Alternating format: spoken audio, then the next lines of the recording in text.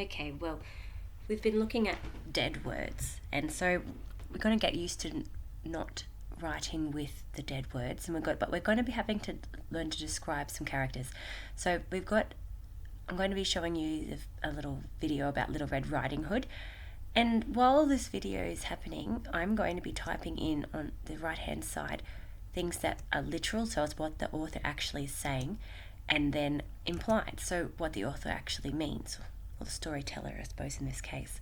So literal meaning, so it's what they're actually going to say.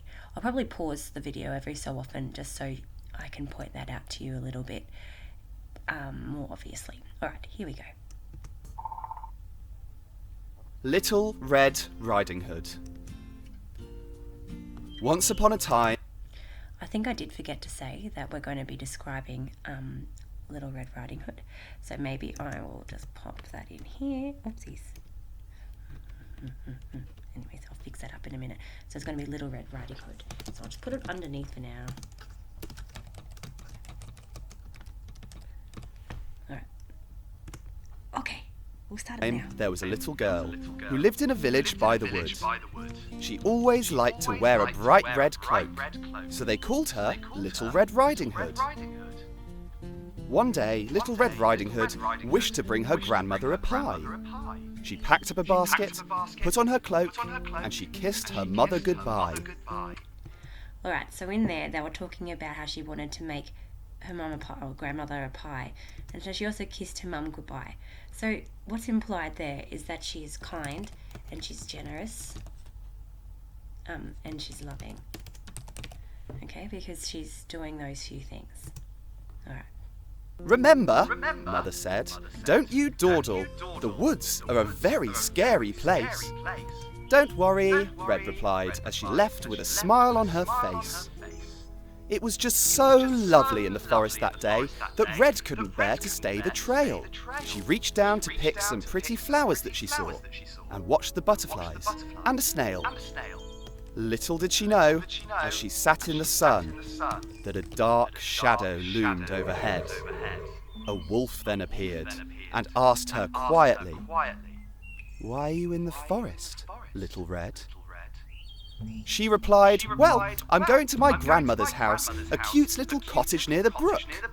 And then off she ran as she realised she was late, and the wolf took a shortcut. Okay, I'm going to pause it there again. So also going to I've written down a couple of other things as well while the video was on. So I'm actually going to write down here that she's honest, because the wolf asked where to go. It's like maybe I can even write the word trusting. So because she just answered the questions. Alright, nothing else literal. The crook. When Granny heard a knock, she called in relief. "Come in, dear. I was worried sick." In came the wolf, who gobbled Granny up and gave his lips a satisfied lick. A few minutes later, Red knocked on the door. Come in, she heard her Granny call. When she walked inside, Granny looked quite strange. Very hairy, ugly, and tall. "Granny," she cried out, "what big ears you have!" "The better to hear you with," Granny replied. "But, Granny, what big eyes you have!" "The better to see you with," the Granny lied. "Granny, what big teeth you have!" Red Riding Hood cried this out in fear. The wolf gave a smile, wearing Granny's clothes. "Well, the better to eat you with, my dear." The wolf leapt out of bed and opened his mouth. Red Riding Hood, she ran away and howled, Help me, there's a wolf after me." The wolf, chasing her hungrily, growled. A friendly young woodsman heard her cry out as he was in the forest chopping wood. "Don't worry," he cried, "I'll help you, Little Red." and he ran to her as fast as he could. He squeezed the wolf so tight, she spat the Granny out, and she landed, slightly frazzled, on the floor. The woodsman took the wolf and with a giant kick booted the nasty wolf right out the door. "I was so scared that he would eat me up," said Red to her granny, who replied, "I know, little one, but now you've learnt your lesson. Listen to your mother. Don't dawdle in the woods, and certainly don't talk to any strangers. Now you know, my dear, your mum is very right. The woods are full of many, many dangers." Then Red and her granny thanked the kind woodsman who saved them from this very grave disaster, and they all lived happily ever after. As they always do. Alright, so these are some of the words that we've got from the story, and we are now going to be describing our Little Red Riding Hood. Now, it might be something that you are used to doing, but when we are choosing some words, we can think of better words. So just like the dead words that we've learnt about, actually I can do that, and we're going to be looking at some of these words. So for example, little, that yes, the name of the story is Little Red Riding Hood, but if we find a different word for little, small in size, we're going to make sure she's not important, and she's not narrow-minded. Oops. Uh-oh.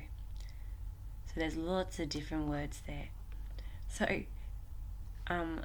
these are interesting words. So remembering that when the darker the colour, the more relevant it is to the word. So there are some words here. So insufficient, limited, meagre, scant, slight. Let's just be fun and let's just put in slight. So she's slight. So we can change her name to Slight. Slight Red Riding Hood. No, we will just keep it as Little Red Riding Hood. Oops. Hood was let's do it, slight girl who was very kind and loving. Alright, now kind is kind of a boring word. Now looking here, that I have written a relative clause, so that's a complex sentence. Remembering when we've got relative clause that the comma comes before the word who. Alright, so let's have a look at the word kind, see what other words we can come up with. Affectionate, courteous, cordial, friendly, gentle, gracious, humane, kind-hearted, kindly, loving, sympathetic, thoughtful, tolerant. Let's write affectionate, because kind, loving, it kind of means the same thing. So we've got the word loving here. So how about let's write the word who was very affectionate. And who was she affectionate towards? It was like her mother and her grandmother. Who was very affectionate, and I'm going to say towards her mother. Let's maybe say her family. Let's say that. Alright. Who was very affectionate towards her family. Alright, so what else have we got? Happy. I'm going to find another word for happy, because happy is boring. I'm going to say happy is dead as well. Happy is dead. Cheerful, contented, delighted, ecstatic, elated, glad, joyful, joyous, jubilant, lively, merry, overjoyed, peaceful, pleasant. Oh, there's lots. Alright, so Little Red Riding Hood was a slight girl who was very affectionate towards her family. Happy. Alright. She was cheerful in her daily life. Okay. She liked to stop to look at pretty things. I'm going to look up the word pretty because pretty is also dead. So pretty. Beautiful, charming, cute, elegant, good looking, graceful, handsome. Alright, which word? Pleasant, lovely. Beautiful. Who likes to stop to look at maybe charming, because a snail, I can't really say that a snail is beautiful, but you know, beauty is in the eye of the beholder. So she'd like to stop and look at charming things. All right, let's say that.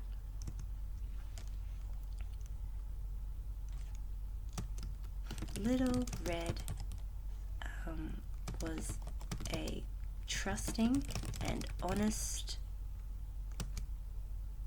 little girl.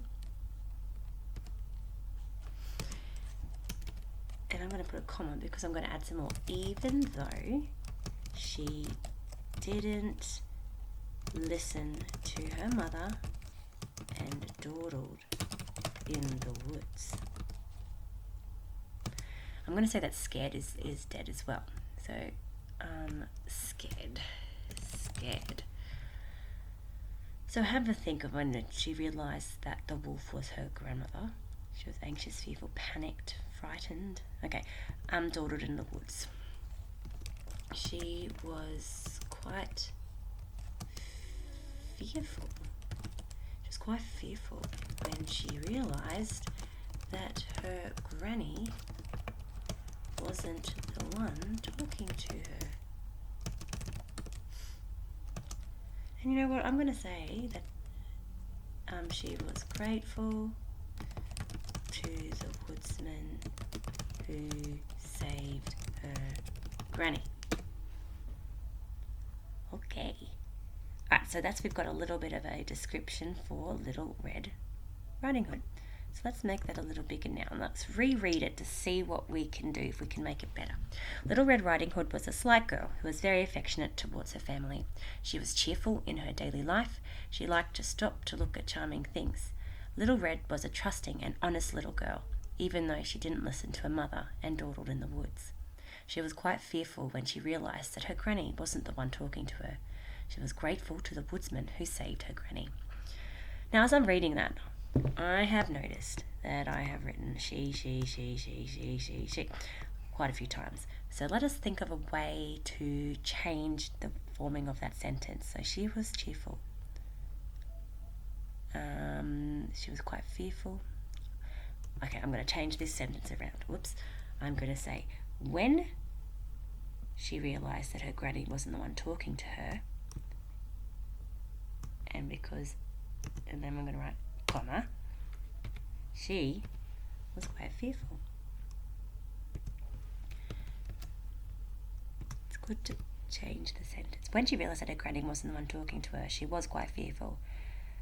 In the end, maybe I'm going to say, in the end, comma, she was grateful to the woodsman who saved her granny. And I'm going to put another comma there because that's a relative clause.